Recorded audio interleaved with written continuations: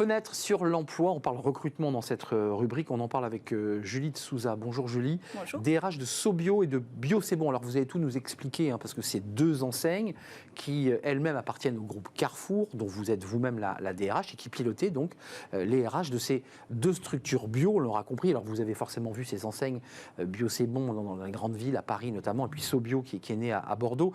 Juste un tout petit mot, parce que je trouve ça toujours intéressant d'avoir des DRH et de savoir un peu d'où ils viennent. Votre parcours est quand même assez exemplaire, puisque vous avez globalement toujours travaillé dans la grande distribution, mais vous avez quand même commencé comme chef de rayon.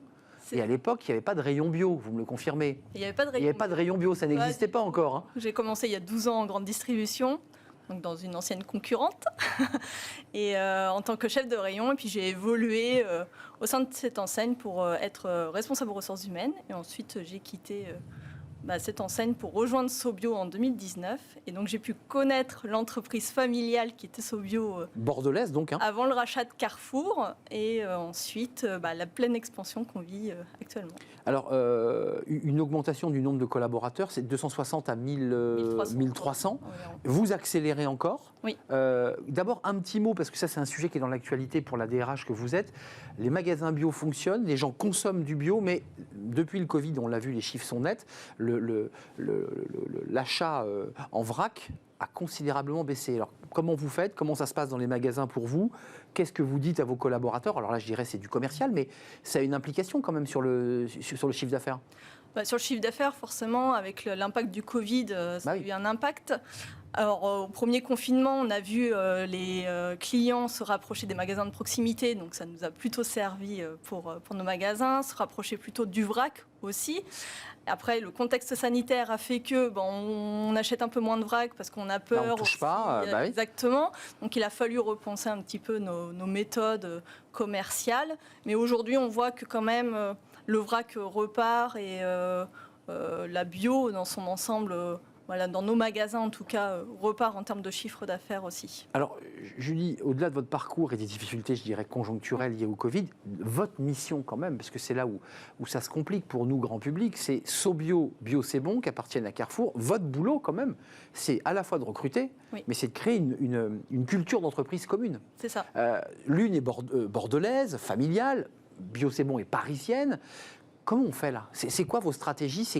Comment vous bâtissez une culture commune avec deux enseignes qui gardent pour l'instant leurs deux marques?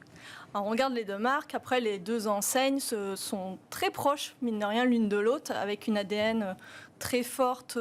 Quand on travaille dans la bio, en tout cas nos salariés, quand ils viennent chez nous, c'est pour des valeurs. Donc, que ce soit à Sobio ou Bio C'est Bon. On le sent. Exactement. Ceux qui nous accueillent dans vos magasins, c'est des gens impliqués. Tout à fait. Et c'est ce qu'on va rechercher avant tout lors du recrutement. Avant un diplôme, on va rechercher ce savoir-être, cette envie de conseiller le client, parce qu'on est des petites structures, qu'on soit à Sobio ou Bio C'est Bon, on est environ 10 personnes par magasin, donc on doit créer cette proximité qui est différente à la grande distribution. Donc les deux enseignes sont quand même très proches. La différence, c'est que les Bio C'est Bon sont plutôt implantés en centre-ville, alors que les Sobio sont implantés en périphérie. Plutôt dans les zones commerciales. Exactement. Zone commerciale, pas forcément, mais en périphérie des grosses métropoles. Des grandes métropoles. Il y a deux volets qui sont importants. L'un qui est lié à l'éthique, c'est les circuits courts, c'est l'idée de vous appuyer sur des agriculteurs et de travailler en local. Ça, c'est vraiment votre volonté. Il y a combien d'agriculteurs engagés dans votre réseau là?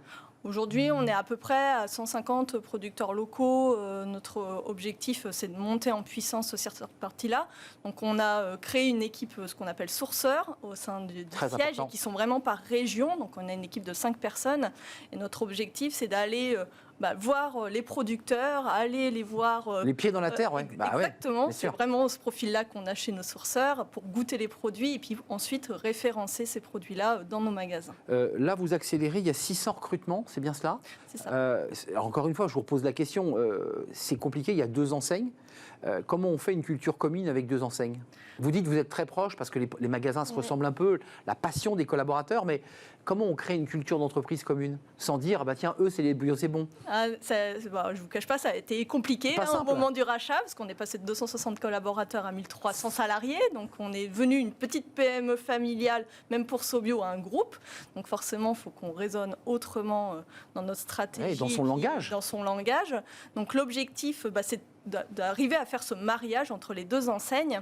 Et aujourd'hui, notre culture d'entreprise, c'est aussi une force pour nous d'avoir deux enseignes différentes gérées par un même groupe, parce que ça permet de créer des opportunités d'évolution pour nos salariés.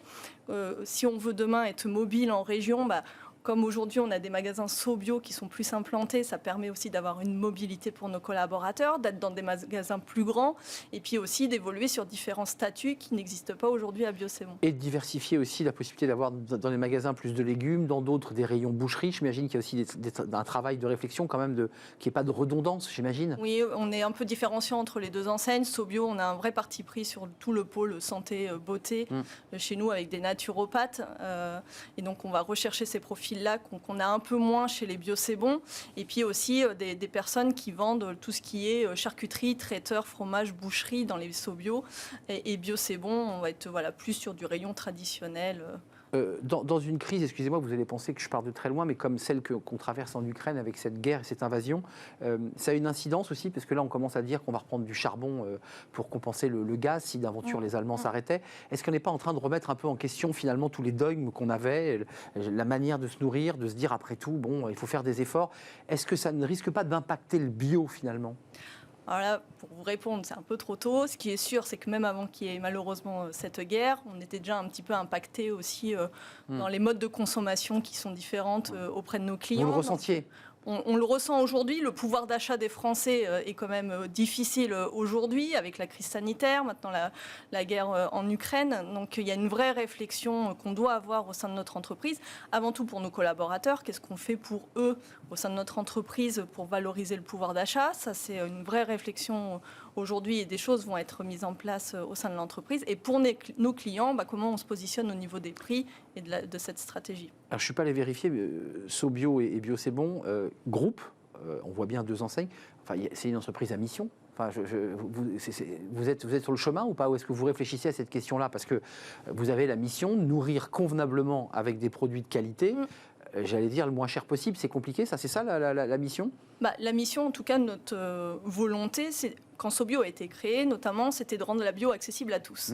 Donc ça, c'est de toujours continuer dans cette volonté. Et ça, le pari est gagnant, ça, de ce point de vue-là. Exactement. Après, nous, notre exigence, c'est de référencer des produits qu'on ne retrouve pas en grande distribution conventionnelle, parce que la grande distribution... Ils vous concurrencent ? Et exactement, nous concurrence. Donc pourquoi venir chez nous avec chercher tel produit, avec tel label ? Et aujourd'hui, on mise vraiment sur les super labels qui fait vraiment la différence chez nous, parce qu'on refuse certains produits, certaines marques, parce qu'il y a tel composant. Et c'est à nous maintenant de le communiquer à nos clients. Oui, ça, vous avez intérêt d'ailleurs à communiquer. J'imagine que tous les collaborateurs sont aussi des ambassadeurs et des relais. Il y a eu un débat sur les carottes, je pense aux carottes, mais à tous les produits bio venus d'Espagne, mais qui sont finalement cultivés avec les mêmes conditions industrielles qu'un produit traditionnel. Ça, c'est un débat que vous soulevez finalement à travers ça. Oui, tout à fait. Après... Notre objectif, c'est d'abord de faire du français. C'est notre objectif premier, de se positionner sur ce point-là. Donc, on a vraiment, comme vous le dites, à nos collaborateurs qui soient vraiment ambassadeurs et qui comprennent pourquoi on référence tel produit, pour qu'ils l'expliquent aux clients, pourquoi on a refusé certains produits dans nos magasins que nos clients ne retrouveront pas, parce que ça ne fait pas partie de nos valeurs. Et donc ça, c'est important, je pense, de l'expliquer. Et puis, il y a un débat sur le prix et le pouvoir d'achat, vous l'évoquiez. Le bio reste encore un petit peu au-dessus en termes de prix, donc c'est compliqué, il faut pouvoir le justifier. Tout à fait, exactement. 600 recrutements, il faut aller sur l'onglet SoBio et Bio C'est Bon. Et Bio C'est Bon, donc il n'y a pas un onglet commun pour l'instant. Non, et puis il n'y aura pas... chacun reste chez soi tout en étant dans la même entreprise. Ce sont bien deux enseignes distinctes, parce qu'on a des candidats qui veulent travailler qu'à Bio C'est Bon, parce qu'ils sont en centre-ville, ils ont... Oui, c'est pas la même sociologie. Non, et puis la culture de l'entreprise est un peu différente quand même, malgré cela, sur les deux enseignes. Les magasins Bio C'est Bon, ce sont vraiment des magasins de quartier où on va créer de la proximité avec nos clients, donc... Mais c'est pas la même chose. C'est un peu différent des magasins SoBio. Merci Julie de Souza. C'est une mission difficile que vous avez à faire, d'unir tout en gardant les identités de chacune des deux entreprises, Bio C'est Bon et SoBio. 1300 collaborateurs et bientôt 600 supplémentaires. J'imagine que les recrutements ont déjà commencé, évidemment. Merci d'être venu nous rendre visite. C'est la fin de notre émission. C'est un vrai plaisir de la partager avec vous, cette émission. Merci à Benjamin à la réalisation. Merci à Saïd pour le son. Merci à Fanny Griesmer, évidemment. Et merci à notre ami qui faisait l'accueil invité. Merci à vous, je serai là demain, évidemment. Portez-vous bien d'ici là, bye bye.